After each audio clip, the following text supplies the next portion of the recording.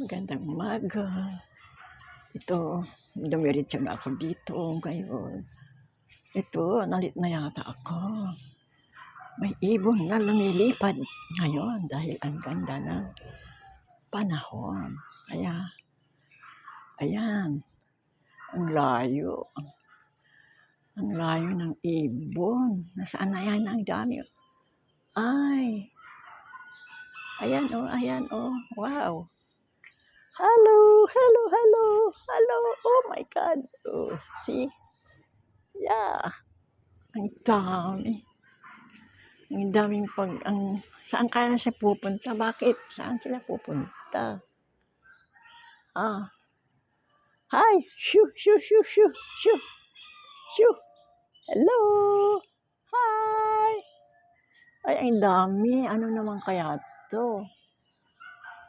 Para kayong magtatago. Ayan, ang dami nila talaga. Saan sila pupunta? Banda doon. Siguro dahil ang daming prutas banda roon, yung mga puno doon, sa bundok doon. Naghahanap sila ng makain. Ayan oh.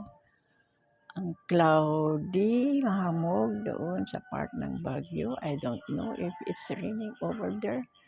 And ang taas nito, akala mo dagat na ano yan oh, parang alon. Pero yan ay ulap siya.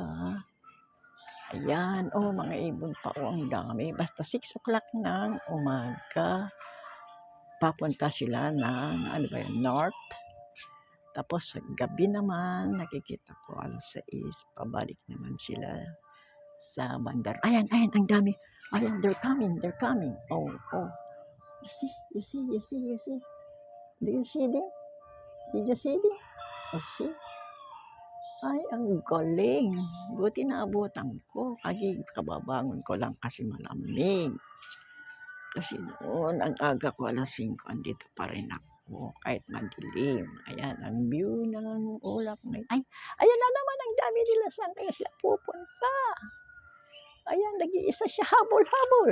Nag-isa mo. Ayan ka na, mag-isa mo. Wala kang kasabay. Ayan, ang dami. Nakikita nyo na yun? Ayun. Nakikita nyo? Ayan sila.